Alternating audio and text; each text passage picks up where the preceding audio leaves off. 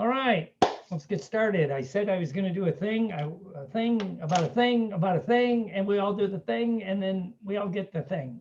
We get the thing, the thing of the thing. The thing of the The thing. thing. You're talking like an Italian now. That's the Yeah, thing. whatever. You know, It's the thing. You The know, thing. hey, whatever. You know. You know. Yes. The Yes. thing. Yeah, the thing. Yeah. All right. So anyway, let's start with like what we were talking about, just to throw in there, because of what's going on with us, with the lockdown all over the country, even in parts of the country that aren't locked down. Like I'm lucky, I'm in a pretty open, really open place. You don't have to wear masks in stores or the health club. Wow. Anywhere you want. But there's still the constant barrage of the negativity coming at us. Yeah. And we were talking before I started recording about we're seeing people get even more a little bit freaked out because of dyschronometria, right? That we've lost our time bearings.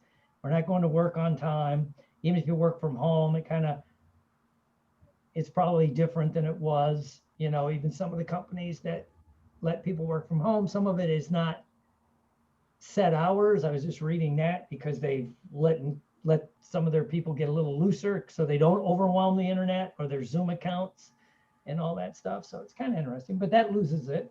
And of course, we've lost Thanksgiving a couple of weeks ago, which is even if you don't practice it very much, it's still a big holiday, right? And then of course now with Christmas and New Year's coming up, so that throws us into that dyschronometria. How do you set it? And Michelle Delude was talking about how, and then when the lockdown first started, a lot of people were excited because first we only thought it was going to last a little while, and then secondly, now's the time to take a class, take another class, do this wonderful stuff.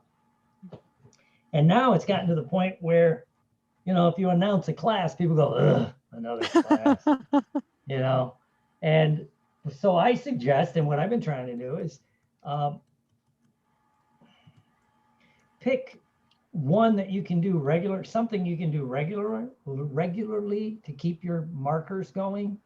You know, mine generally is, well, my AA meetings, which we're meeting live again. So I know when those meetings are coming up, right? They keep then I know when Monday is and I know when Friday is. Those are the two I go to. It's the Monday, Friday beginners meeting, right? And I'm active in the group because A, I want to be, but B, it's also a time marker for me. Because even before all the lockdowns, my schedule can get kind of weird. So when I'm home, Monday, Friday, you know, right now I've been going to both meetings. Usually I go to at least one. So there's a marker. The other one lately for the last few months is my acting class, right? Which is usually on Thursday nights. So I know it's coming up. Of course, this week we moved it to Tuesday and it threw my week off. Like yesterday, all day, I just felt my other word I use too much is discombobulated. I don't know what that means, but I felt because it was like out of context, right? Because I usually don't. They did it on Tuesday during Thanksgiving week. And that was, I went to class, but I sat out. I didn't practice because I was but last night, because I've been preaching about just do the reps. Just do the reps. You got to do that. If you want to learn something, you just got to do the reps, right? Mastery is in repetition, not in trying to be perfect, right? Because even when you look at the masters, I talk about that guy, the art teacher that assigned the two students, you know, you guys, student A, the group A, you take you're graded by pictures. Group B, you're only be graded by quality. Well, the people that took the most had the best quality, even in the quantity. And it surprised a bunch of the people, but that the art expert says, well, you know, right now, when you get whatever a classic, I'm not into art, so I'm going to screw this up, but right, like we think of the big Rembrandt paintings. He painted hundreds and hundreds of paintings, you know. Of course, now because he's so rich, you know, if we found them, they'd be worth something. But when he was painting them, nobody cared. Or think about all the prolific singers that might have 4 hits, right? That are like considered timeless, but the rest you're like, but they're cranking it out, right? But we get caught up in the perfection culture, as one guy calls it. You won't want to put it up unless it's perfect. You know, I see that a lot with people when I'm trying to help them with a book. I don't want to release it till it's absolutely perfect. Well, my first response is, then you're never going to release it. You know, because it's never going to be perfect, right? You'll find typos or whatever it is, or you'll find out information that changed, with especially those of us that write nonfiction, things I'm absolutely sure of today. Hopefully, if I keep my neuroplasticity going and my brain stays neutral, I know I'll look back and go, wow, I was wrong, you know. I still say I was one of the ones, yeah, you know, only 7% of your communication is verbal and that. Now we know, no, that's not true. That's not even close, you know. So anyway, there's that, right? And so I just taught a basic NLP class, which I had a blast. It was a very fun class.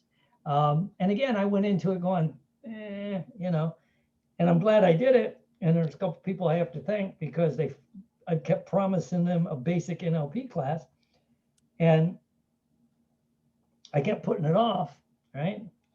And so actually one person actually just sent me the money because they must know I'm like, God, I hate refunding money, right? So can I put the class together, you know, and get other people to, and then I reached, and then it, you know, how it worked out.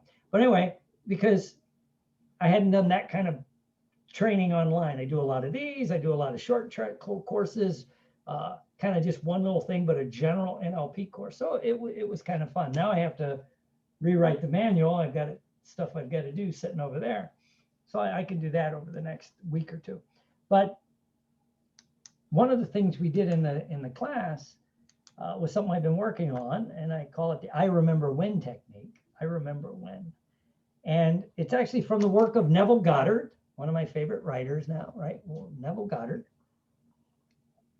And, you know, again, he had a lot of stuff, and he had this great technique where it was see yourself from the goal. And it was in a couple of his books where he visualized, he was in his apartment in New York and he needed to get back. I think he was from Bahamas or Jamaica or something like that. He was from the Caribbean, his family, and he wanted to get home to his family. And back then in the 1920s and early 30s, you had to take a boat. There was no other way to get there, right? And he couldn't afford it. So he practiced what he preached. He would meditate and he would be in his living room, he talked about, and he could see everything around him. It was real. So then he closed his eyes. There he is in his living room. Then he imagined being on the deck of the ship, and he'd been on ships before, so he knew what it was like. So he could conjure that out. But he's sitting on the deck of the ship, you know, about to pull into the wherever it was, Jamaica or whatever. And he really got into it. He could smell the salt air, feel the sun, everything you get on a ship. And then he imagined looking back at himself, sitting in the living room, imagining being on the ship. And he created like what I'd call a time bubble, a time loop. He kept going back and forth on the ship, back there. And he would skip over how did he get on the ship, right? About as our friend, let me do my stuff, as our friend Tony Robbins would say, he let go of the tyranny of how. How am I going to get the money? How's this going to happen? And then if I remember the story, he got the ticket, like his brother-in-law or somebody gave him the ticket because he had a ticket. You know, so we never know. But if you again, if you try to figure out the how, well, that's only one way that it might happen. He was just picturing the end result. Kind of cool, right? And then in another one of his things, and I'll tie it into this technique, in another one of his things, he talked about in a meditation, he it just came to him. He was in the living room of this guy, a very famous person in New York City at the time. In fact, it was before him, like in the late 1800s, early 1900s, one of the first big builders in New York. And he kind of dropped in spiritually or esoterically into a big family meeting that was going on, and the grandfather was there, the guy that built all these buildings and created mega, multi-generational wealth. The kind that's going to, the grandkids never have to work, right? And they were talking, and the grandfather's secret to his success was he would go to an empty lot, and then he would look around and picture it, right? And then he would step into like the building he was going to build, and he'd say, I remember when this was an empty lot. Now there's whatever, back then a 5-story building with a lift and all the things. He goes, and I still can remember this used to be an empty lot, but now it's this. So he created the time loop much quicker than like the formal thing of meditating for 20 minutes to get in the state, by stepping into what you want and then looking back to where you are thinking, I remember when.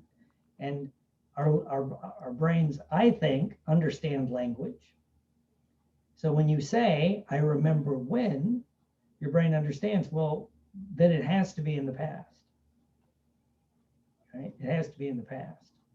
So if you create the future you want and then say, I remember when, whatever it is you're working on, right? You want to get more clients.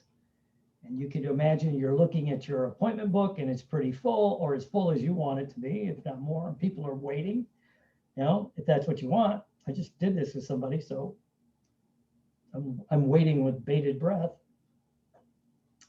But I said, and then you're going to just sit there and say, wow, I remember when a couple months ago, my appointment book was empty.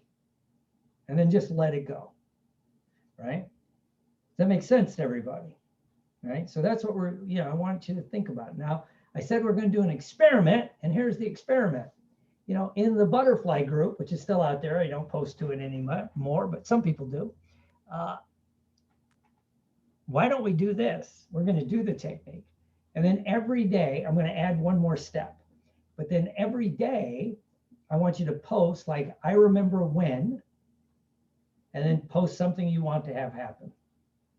And then if you're going to follow me with this technique, we're going to add the mystical power of the word. Because what do they say? God said, let there be light, and there was light. Something about the word. One day I'm going to read the book so I could really quote it, but you know what I'm talking about word made manifest. I know that's in the book, right? So it's like, but do you have the guts to say it? So when you say like, I remember when, I'll tell you what I'm going to work on.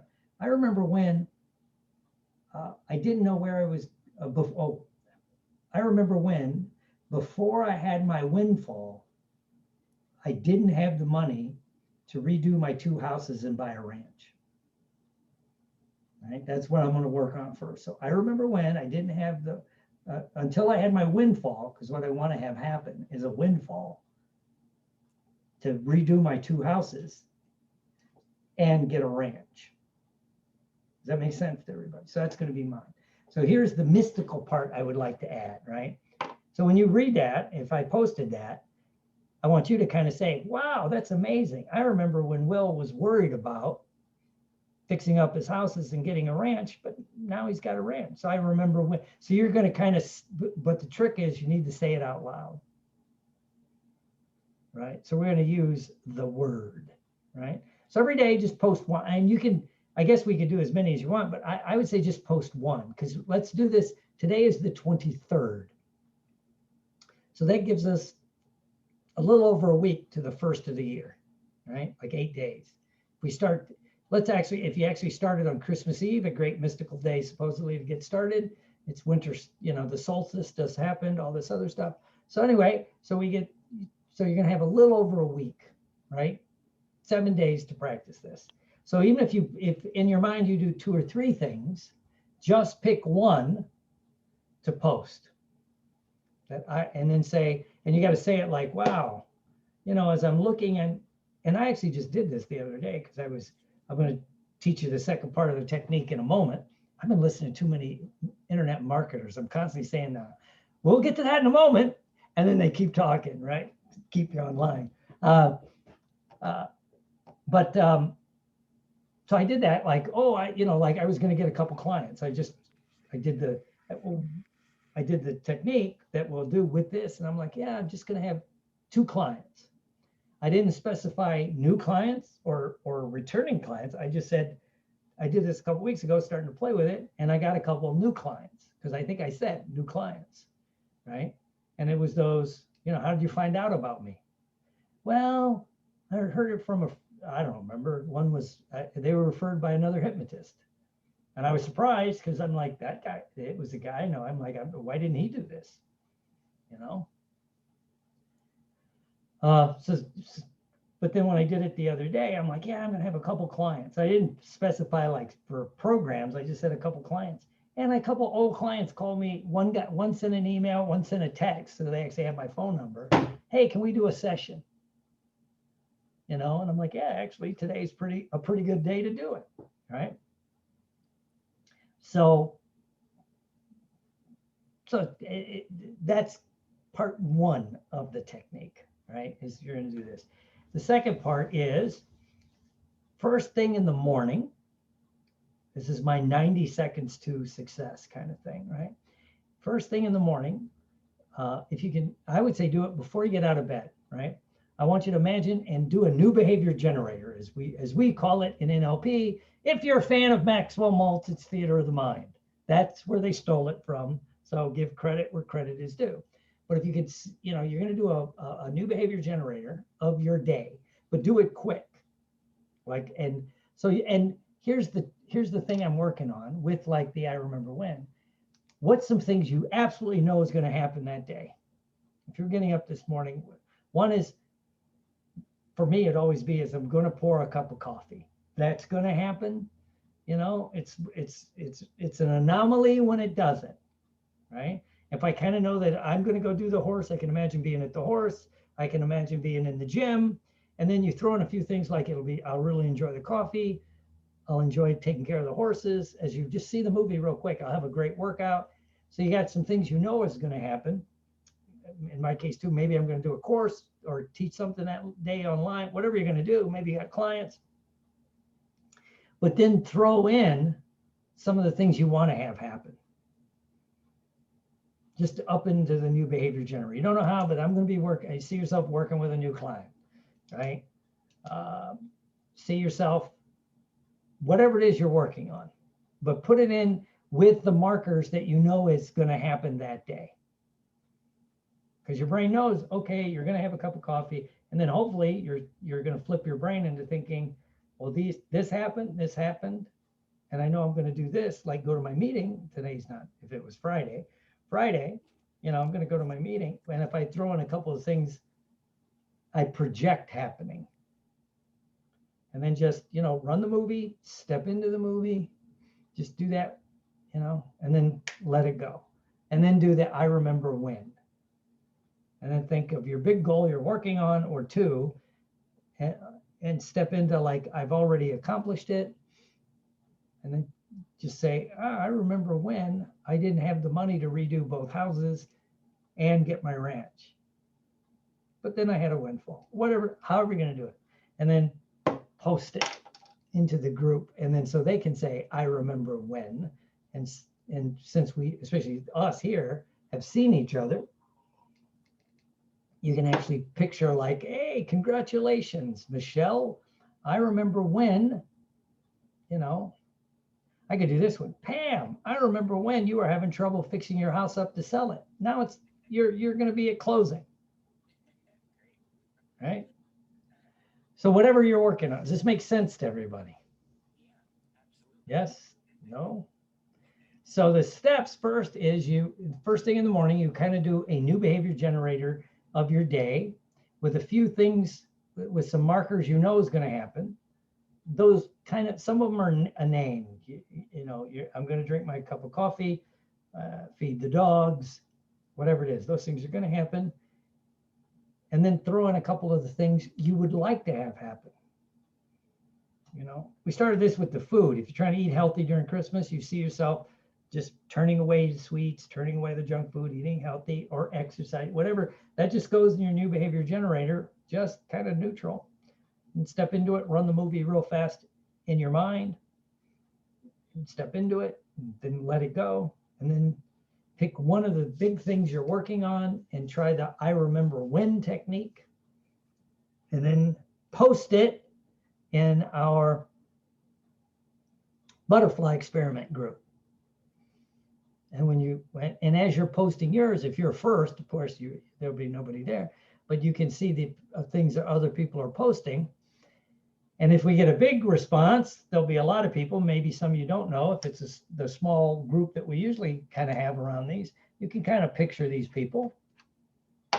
And you just say it kind of like matter of fact. Hey, I remember when, you know. Another one you're going to hear from me is, yeah, I remember when you just couldn't get cast in those. You just couldn't get cast in the roles you wanted. Now, you're turning down roles, or you're picky. Every actor's dream is to turn down a role, right? I don't know if that's every actor's dream, but then you're like, does it make sense to everybody? Right? And we should reply to yours and to each other. Like if we see. Well, you don't have to reply to it. You just, if I saw yours, if you said, oh yeah, I remember when Michelle had trouble getting clients. Now she's got a waiting list. That's it. And I just say it I just say it out loud. Oh. I don't have to reply. If you want to write it, if you're a writer like the other Michelle, you could write it. I remember when you used to have trouble. Now it's full. Okay. Because there is power in the written word. Right. So that's it. That's the technique. I just wanted to do that. I thought today'd be a good day before Thanksgiving, day before Christmas Eve, which is also my anniversary. So that's going to be interesting. Happy anniversary. Yeah, 29 years. Wow. Happy anniversary. Much love to you, Will. Yeah, we're That's going awesome. to dinner. We're going to dinner because we can eat in restaurants here. So we're going to dinner. And that was kind of cool getting married on Christmas Eve for one other reason. If we wanted back 25 years ago, if we wanted out of family things, it was an easy out. Oh, No, this year we're clever. just getting a quiet dinner, right? Or we could come after, like, especially her family, which is a big extended family at the time.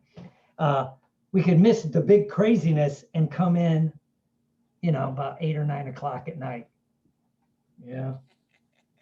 When the kids were little and all the craziness goes on at Christmas, So that was just a side benefit of getting married on Christmas Eve. And many times at restaurants, I remember we've gotten free cake because we would mention it, and it's like, well, we're not going for that. So anyway, so that's the technique. So you're gonna first thing in the morning, and I suggest first thing when you wake up while your brain's resetting, right? Because before you grab your cell phone, right? Yeah, you could even do it maybe, as you get up, stagger into the bathroom. You're sitting anyway for you females, or I'm lazy in the morning, I sit, so hey, and then you can run the new behavior generator, okay? And then hopefully they'll set those markers off as the day goes on, right? And then make sure you do your I remember when. So if it takes you 30 seconds to do the new behavior generator, then it takes you 30 seconds to do the I remember when technique for 1 or 2 specific things you're working on. And then if you want to add a 30-second, ask yourself some questions that reinforce what we're doing. How can I enjoy the day? How can I have a great day? How can I let this stuff just happen? So shouldn't take any more than 90 seconds total. All right. And then just let it go. All right, that's it. Does this make sense to everybody? Yes. Thank you. All right. Well, Merry Christmas to you and a happy anniversary. Thank you. Lots of love to you and your wife as well. Okay, thank you. All right, talk to y'all later. Bye, friends. Bye. Merry Uh, Christmas, Merry everyone. And Christmas, this will be Merry everyone. posted Christmas. in, this will be posted in, of course, the NLP Today, but also in the Butterfly. Butterfly group, and post your first I remember when. Okay. All Will, right. Will, Yeah. I have a question. Where, because this is before I started with you, you did the butterfly group. Where do I find that? It's on Facebook. It's Butterfly Experiment. Butterfly Experiment? Yeah. Okay.